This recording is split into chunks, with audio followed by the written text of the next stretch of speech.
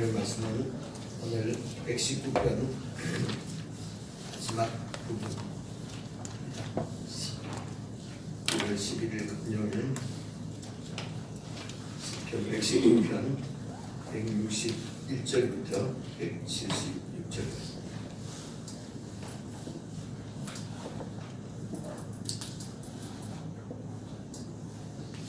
예, 161절부터 마지막 절까지 나눠서 한 절씩 나눠서 읽겠습니다. 방백들이 무고히 나를 핍박하오나 나의 마음은 주의 말씀만 경외하나이다. 사람이 많은 탈취물을 얻은 것처럼 나는 주의 말씀을 즐거워하나이다. 내가 거짓을 미워하며 싫어하고 주의 법을 사랑하나이다. 주의 의로운 규례를 인하여 내가 하루 7번씩 주를 찬양하나이다. 주의 법을 사랑하는 자에게는 큰 평안이 있으니 저희에게 장애물이 없으리이다. 여호와여, 내가 주의 구원을 바라며 주의 계명을 행하였나이다. 내 심령이 주의 증거를 지켜 싸우며 내가 이를 지극히 사랑하나이다. 내가 주의 법도와 증거를 지켜 싸우니 나의 모든 행위가 주의 앞에 있음이니이다. 여호와여, 나의 부르짖음이 주의 앞에 이르게 하시고 주의 말씀대로 나를 깨닫게 하소서. 나의 간구가 주의 앞에 달하게 하시고 주의 말씀대로 나를 건지소서. 주께서 율례를 내게 가르치심으로 내 입술이 찬송을 바랄지니이다. 주의 모든 계명이 의로움으로 내 혀가 주의 말씀을 노래할지니이다. 내가 주의 법도를 택하여 싸우니 주의 손이 항상 나의 도움이 되게 하소서. 여호와여, 내가 주의 구원을 사모하여 싸우며 주의 법을 즐거워하나이다. 내 혼을 살게 하소서. 그리하시면 주를 찬송하리이다. 주의 규례가 나를 돕게 하소서. 이런 양같이 내가 유리하오니 주의 종을 찾으소서. 내가 주의 계명을 잊지 아니함이니이다. 아멘. 여러분 164절을 보시면은 주님의 의로운 규례를 인하여 내가 하루 7번씩 주를 찬양하나이다. 하루 7번씩 이런 말은 꼭 헤아려서 하나 둘 셋 7번 찬양했다 그런 의미가 아닌 것은 느껴지잖아요. 그래서 이 히브리 사람들의 7은 완전수를 꽉 찬 충만한 완전수를 얘기합니다. 그래서 내가 정말 충분하게 온전하게 주님을 찬양한다는 것입니다. 여러분 우리도 이런 말씀을 읽으면은 우리가 그리스도인이니까 그리스도인 정체성은 뭡니까? 하루 7번씩 주님을 찬양하는 것이죠. 온전한 찬양입니다. 온전한 찬양은 어떤 것입니까? 온전한 찬양은 어떤 상황과 환경 가운데서 찬양하는 것이죠. 내 형편이나 내 상황하고 관계없이 주님을 찬양한단 말입니다. 이유가 뭡니까? 주의 의로운 규례 때문에 주님을 찬양한다는 것이죠. 그런데요, 이렇게 주님을 찬양한다고 하는 이 시인의 처지는 어떤 처지냐면요, 161절부터 이제 보시겠습니다. 방백들이 무고히 나를 핍박하오나, 이 방백들은 세상의 통치자들입니다. 통치자들이 방백들, 이 정치 지도자들을 방백들이라고 그러거든요. 이 방백들이 무고히, 이 말은 허가를 없이 나를 핍박한다. 괜히 세상이 우리를 미워합니다. 그죠? 우리는 정말 겸손하게 좀 살고 싶은데 괜히 우리를 뭐든지 하고 교만하다 그러고 만지다 그러고 세상이 나를 아무런 이유 없이 나를 핍박하는, 이렇게 이유 없이 핍박받고 이러면 진짜 욕 나오지 않습니까? 그죠? 세상 살기 싫잖아요. 이런 상황인데 이 시편 기자는 내가 의로운 규례를 인하여서 하루 7번씩 주님을 찬양한다는 것이죠. 그러니까 여러분 느껴지지 않습니까? 이것은 벌써 이 틀 자체가 다른 것입니다. 생각하는 틀이 다르고 사고하는 틀이 다르고 바라보는 방향이 다르고 시각이 바뀌고, 그죠? 완전히 이런 변화된 어떤 틀을 얘기하는 것이지, 어려운데 죽겠는데 그냥 자기 암시를 하고 그래도 나는 어떻다, 나는 어때서, 나는 찬양해야 된다 이런 것이 아니고요. 시각이 완전히 다른 것을 볼 수가 있습니다. 그게 이어서 나오는 말씀 보십시오. 방백들이 무고히 나를 핍박하오니 나의 마음은 주의 말씀만 경외하나이다. 이럴 때 있잖아요. 내 마음이 마인드라고. 주일날 제가 시편, 아니 수요일날 시편 말씀했으니까 아니잖아요. 요한복음인지 시편인지 출애굽인지 알 수가 없잖아요. 다 그런 얘기거든요. 주님의 통치 가운데 있는 우리가 마음을 바꿀 수밖에 없는 것은 세상이 바뀌었기 때문에 그런 겁니다. 통치자가 바뀌었기 때문에 주님이 바뀌었잖아요. 그러니까 우리의 틀도 바뀌는 것이죠. 그래서 우리의 마음은 우리의 틀은 주님의 말씀만 경외한다. 그래서 어떻게 주의 말씀만 경외한다는 말은 무슨 말입니까? 사람이 많은 탈취물을 얻은 것처럼, 전쟁에서 이긴 것처럼, 승리한 것처럼 내가 말씀을 그렇게 즐거워한다. 163절도 보십시오. 내가 그 짓을 미워하고 싫어하고 주의 법을 사랑하나이다. 이렇게 틀이 바뀐 것입니다. 그 짓을 싫어하고 미워하고 주님의 법을, 주님의 통치를, 말씀을 따라 사는 것을 사랑하는 그런 마음으로 바뀐 것입니다. 그래서 주의 의로운 규례를 인하여 내가 하루 7번씩 주님을 찬양하나이다. 시편 기자가 먼저 이런 말을 했기 때문에 내가 더 이상 말을 할 수가 없는데, 아니면 저와 여러분이 하고 싶은 얘기가 이런 얘기잖아요. 여러분, 주님 앞에 고백드리고 싶은 말씀이 이 말씀 아닙니까? 그래서 비껴갈 거 없습니다. 시편의 기자의 이런 고백을 그냥 내 고백으로 받았어요. 방백들이 무고히 나를 핍박하지만은, 이 세상이 무고히 나를, 이유 없이 나를 핍박하지만은 나는 주님의 말씀만 경외합니다. 왜 그렇습니까? 내 마음은 그 짓을 싫어하고 이 세상의 이런 불의를 싫어하고 주님의 법, 주님의 통치를 사랑합니다. 이게 바로 구원입니다. 하나님이 이렇게 우리를 구원해 주신 것입니다. 그래서 165절도 보십시오. 시각이 어떻게 바뀌는지요? 주의 법을 사랑하는 자에게는 큰 평안이 있으니 저희에게 장애물이 없으리이다.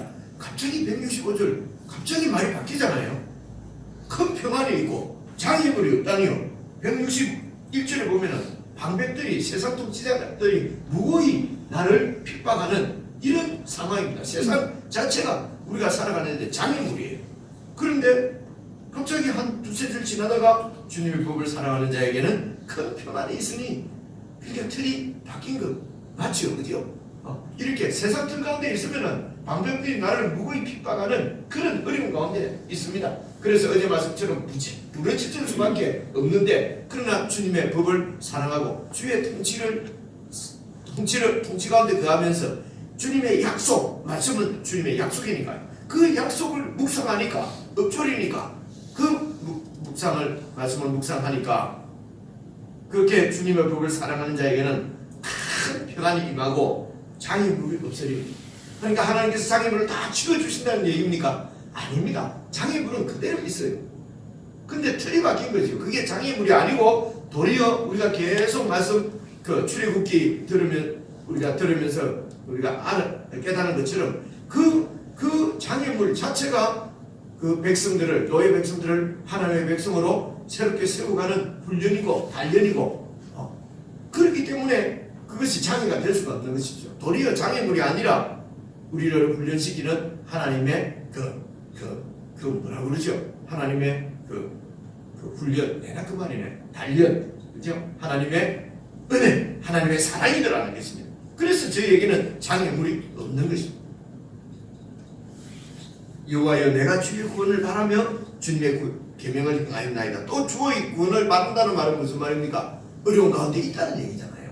그래서 이 세상에서 어려움 자체가 무슨 기도하고 그러면 사라지고 그냥 막 평평 막 대로가 열리고 이렇게 된다고 자꾸 우리는 생각을 하는 겁니다. 세상에서 세상의 장애물은 그대로 있습니다. 그러나 우리에게는 주님 안에서는 영적인 길은 완전히 판판 대로가 열려 있는 것이죠. 저 하늘 끝까지. 왜 그렇습니까? 주님이 우리 주님이 되시고 말씀이 우리의 길잡이가 되시고 성령께서 우리를 인도하시니까, 그래서 우리가 이렇게 평평대로가 맞습니까? 대로가 열려 있다고 우리가 고백하는 것이지, 이 세상으로 눈을 돌리면은 무슨 대로입니까? 그냥 눈앞에 발 앞에 바로 장애물인데, 그런데 그런 장애물들을 잘 이렇게 극복하고 또 말씀을 더 의지해서 이기고 이렇게 하면서 하나님의 사람으로 우리를 성숙시켜 가시는 하나님의 은혜의 방편이기 때문에 우리에게는 평안이 있고 우리는 주님의 그런 구원을 그 장애를 잘 극복할 수 있도록 도우시고 인도하시고 그걸 통해서 우리를 세워가시는 주님의 계명을 행하였나이다 따랐나이다. 167절 8절도 마찬가지입니다. 내 심령이 주의 증거를 지켜 싸우며 내가 이를 지극히 사랑하나이다. 주님의 말씀을 주님의 통치를 지극히 사랑하나이다. 그러니까 틀린 주님의 사랑을 주님의 법을 사랑하는 틀로 바뀐 것입니다. 이게 구원입니다. 이렇게 주님을 지극히 주님의 법을 사랑하는 것은 168절 내가 주의 법도와 증거를 지켜 싸우니 나의 모든 행위가 주님 앞에 있는 것이 바로 주의 법도와 증거를 지키는 것입니다. 완전하게 퍼펙트하게 하나도 점없이 흠없이 지킨다. 아유 나는 그렇게 못 지켰는데요. 그런 얘기 아닌 거 아시지 않겠습니까? 그래서 우리가 주님 앞에 있는 것입니다. 우리 마음이 때로는 이런 장애물 때문에 세상의 통치 때문에 낙심하고 흔들리고 그럴 때라도 우리가 완전히 절망하지 않는 이유는 그것이 바로 주님의 길이고 주님이 함께 하시고 모든 우리의 행위가 주님 앞에 있기 때문에 그렇다. 168절 주님 앞에 주님 임재 가운데 있기 때문에 우리의 행위는 완전할 수 있고 우리의 삶은 온전할 수 있고 그래서 내 어떤 공로나 내 능력이나 나의 완전함이나 온전함 때문에 만약에 이렇게 내가 주의 증거를 지켜 싸우는 이러면 우리가 교만한다고 그러지요. 근데 내 힘으로 내 능력으로 내 의로움으로 지킬 수 있는 삶이 아니지 않습니까? 왜냐하면 틀이 완전히 바뀌었기 때문입니다. 이 세상은 내 의로 내 힘으로 극복하면서 이기면서 살아가는 세상이니까 나의 의를 세워야 되고 그 얼마나 힘듭니까? 그러니까 틀이 바뀐 것입니다. 예수님의 의로 살아가는 것이죠. 그래서 세상이 자체가 우리가 살아가는 세상 자체가 완전히 바뀌어 있기 때문에 우리의 시각이 우리의 이런 보는 관점이 가치관이 달라지는 것이 새롭게 되는 것입니다. 그게 믿음이 성숙하는 것입니다. 169절부터가 이제 마지막 단락입니다. 마지막 단락. 갑자기 즐거워지지 않습니까? 이렇게 우리가 주님 나라에 도달하게 되면 우리에게 있는 즐거움은 진짜 클 것입니다. 이렇게 우리 이 세상을 쭉 주님께서 허락하시는 만큼 살아가고 이렇게 믿음을 지키며 살아가다가 마지막 그 부분에 도달하는 것이 바로 우리 주 예수님을 만나는 것 아니겠습니까?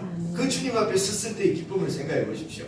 169절까지만 와도 이렇게 기쁜데 우리 인생을 마감할 때 주님 앞에 서는 것이 얼마나 괜히 웃음이 나오잖아요.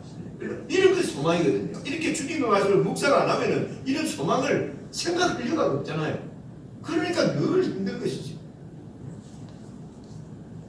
여호와여 나의 부르짖음이 주의 앞에 이르게 하시고 주의 말씀대로 나를 깨닫게 하소서. 나의 부르짖음이 이거는 여전히 핍박과 고통 가운데 있다는 얘기잖아요.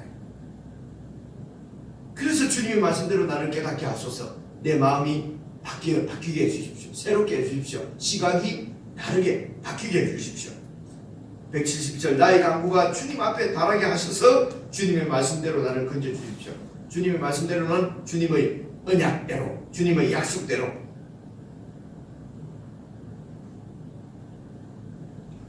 그 하나님의 말씀이 주께서 율례를 내게 가르치심으로 내 입술이 찬송을 말한다. 이 말씀을 통해서 이 세상을 어떻게 영적으로 어떻게 바뀐 세상을 살아갈 수 있을 것일까 계속해서 그 주님의 말씀이 우리를 가르치심으로 찬송이 바라지 않을 수가 없다는 것입니다. 주의 모든 계명이 의로움으로 내가 주의 말씀을 노래할지니 173절입니다. 그래서 내가 주의 법도를 택하여 싸우니 이것은 우리의 결단입니다. 우리의 마음을 주님 앞에 정하는 것입니다. 내가 주의 법도를 택하는 것입니다. 이 세상의 가치관, 세상의 영광을 택하는 것이 아니라 내가 주의 법도를 택했기 때문에 그 길을 가는 것은 무고한 핍박이 있고 고난이 있지만은 그 길이 찬송의 길이고 찬양을 부르며 갈 수 있는 길이라는 것이죠. 그래서 예수님이 십자가의 길을 가셨다는 것은 바로 이 길을 우리에게 보여주신 것을 얘기합니다. 예수님 말씀하시기를 그 십자가의 길을 영광의 길이라고 그랬거든요. 그게 죽음의 길인데, 죽으러 가는 길인데 그걸 영광의 길이라고 하니까 그 당시 따르던 예수님을 따르던 제자들이 도저히 이해를 할 수가 없는 거예요. 영광의 길이라고 그러니까 진짜로 왕이 되는 것 줄 알았거든요. 그런데 십자가에 달려 죽었으니까 제자들이 완전히 요즘 애들 말로 멘붕이 온 거지. 그래서 이게 완전히 시각이 다른 것입니다. 내가 주님의 법도를 택하여서 내가 걸어갈 길을 바로 주님 걸어가신 길로 가기로 결정하였사오니 주의 손이 항상 나의 도움이 되게 하소서. 여러분, 이런 기도 주님께 드리는데 주님이 안 들으실 리가 있겠습니까? 그러니까 주님의 나라를 구하고 주의 의를 구하고 주의 법도를 택하고 그 길을 가겠습니다. 무엇이든지 내 이름으로 구하면 내가 다 들어주신다 말씀하시고, 사복음서에는 기도한 거는 이미 받을 줄로 알아. 이런 말씀은 다 이런 주님의 나라를 구하는 기도를 얘기하는 것이지, 주님 이기게 주옵소서, 주님 돈 많이 벌게 주옵소서, 헌금을 주옵소서, 주시기로 열심합니다. 그래서 구상화 욕심껏 그려놓고 그래서 입을 크게 벌려라, 이 말은 무슨 말입니까? 욕심을 크게 가져라, 그래야 주님이 채워주신다. 딱 이렇게 다 말씀을 이해한다는 것이죠. 근데 평생 살아도 보니까 입을 크게 벌리는데도 들어온 것은 눈곱밖에 없고 죽을 때쯤 돼가 그 믿음이 흔들리는 거죠. 이 도대체 뭐야? 그리고 막판에 믿음을 거부하고 부정하고 그렇게 죽는 사람들이 있습니다. 내가 주의 법도를 택하였사오니 주의 손이 항상 나를 지켜 주시고 나의 도움이 되게 하소서. 174절 여호와여 내가 주의 구원을 사모하여 싸우며 주의 법을 즐거워하나이다. 이게 바뀐 구조, 새로운 구조란 말입니다. 주의 구원을 사모하고 주님의 법을 즐거워하고, 주의 구원은 뭡니까? 시각이 바뀐, 가치관이 바뀐 새로운 사람. 그래서 어떤 장애나 어떤 방백들의 핍박도 그냥 믿음으로 넘어갈 수 있는, 그것이 구원입니다. 175절 내 혼을 살게 하소서 그리하시면 주를 찬송하리이다. 늘 같은 말입니다. 핍박 가운데서 구원을 얻게 하소서, 이런 말씀입니다. 176절 이런 양같이 내가 유리하오니 이 세상에서는 하나님의 법도대로 살는 것이 바로 길 잃은 양처럼 흔들리는 거예요. 왜냐하면 세상 길과 주님의 길이 다르니까. 그래서 이런 양같이 유리하오니 주님의 종을 찾아주십시오. 늘 목자가 양을 인도하듯이 그렇게 우리를 인도해 주십시오. 내가 주의 계명을 잊지 아니함이니이다. 주님의 말씀을 잊지 않고 주님의 그 약속의 말씀, 주님의 헤세드, 주님의 사랑을 믿고 주님의 말씀대로 살겠습니다. 이렇게 해서 119편이 끝납니다. 결국은 하나님의 나라는 정말 주님의 통치 가운데 있는 것이고, 그것은 이 시편 23편에 말씀하신 것처럼 여호와께서 우리의 목자가 되심으로 우리가 부족함이 없으리다 라고 하는 고백을 매일 주님 앞에 드리면서, 이게 찬양이죠. 살아가는 길이 바로 그리스도의 삶입니다. 여러분, 개인적으로 묵상 다시 하시면서 내가 말씀 가운데 그하는지, 아니면 여전히 세상의 관점으로 세상 통치 가운데 있는지, 이런 부분을 잘 살펴서 내 정체성을 새롭게 하고, 그리고 내 삶의 여러 분야, 여러 이런 분야가 있지 않겠습니까? 가정생활, 직장생활, 혹은 개인 취미생활, 모든 이런 영역에서 정말 바뀌어진 새로운 세상을 살아가는지, 이 말은 내 시각이 새로운 가치관으로 보고 있는지, 아니면 여전히 이 세상 가치관으로 바라보고 있는 그런 부분들은 없는지, 이런 것들도 이제 말씀으로 점검을 하고, 그리고 어렵고 고난이 있고 힘든 이런 부분도 이게 정말 주님 안에서 어렵게 살려고 하는 그런 고민인지, 아니면 세상에서 내 욕심을 이루지 못해서 가슴이 원통한 것인지, 이런 부분들도 점검을 하고, 이렇게 하면은 여러분 그 눈앞에 주님이 계신 것처럼 주님과 깊은 교제를 나눌 수 있지 갖겠습니까? 우리 묵상하는 시간도 기도하는 시간이라고 생각하고 지금부터 주님과 교제를 나누는 묵상의 시간을 갖고 이어서 기도하시는 시간을 갖겠습니다.